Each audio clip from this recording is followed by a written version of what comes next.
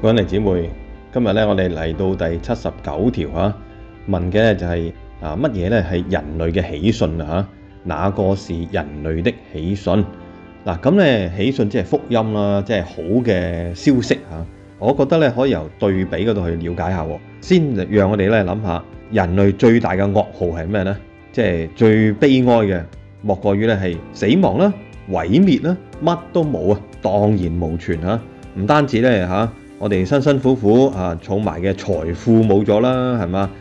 咁而且咧，我哋可以話你做好人按住良心等等。喂，死亡嚟到嘅時候，乜都冇嘅喎，係嘛？點解要做好人啊？點解要按住良心嚟到生活啊？又或者咧我哋中國文化嚟講人過身咧最緊要點睇下佢咧有冇立功啦、立德啦、立言即係講嘅説話好嘅德行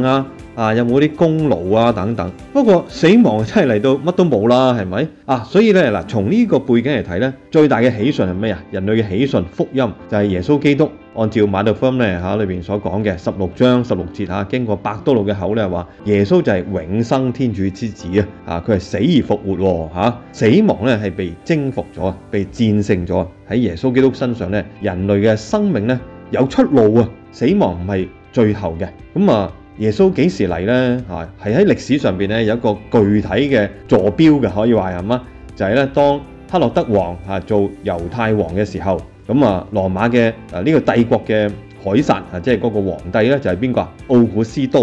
喺呢個時候咧，天主實現咗佢向亞巴郎同埋咧佢嘅子孫所做嘅許諾。按照加拉達書第4章4到5節講咧，派遣自己嘅兒子嚟生於女人。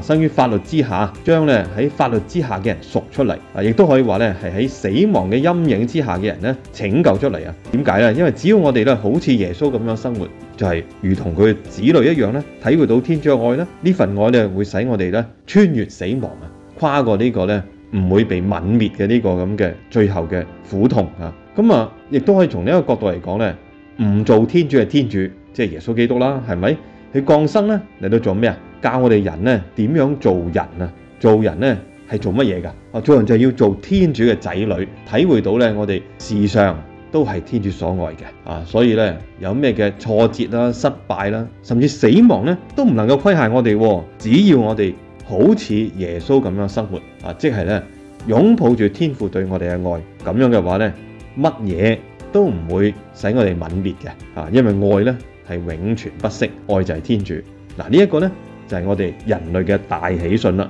各位兄弟姊妹，等我哋今日咧懷住喜悅嘅心感恩啦喺我哋祈禱當中感謝天主俾我呢份信仰，俾我體會到咧我哋係天主從永遠亦都到永遠所愛嘅仔女。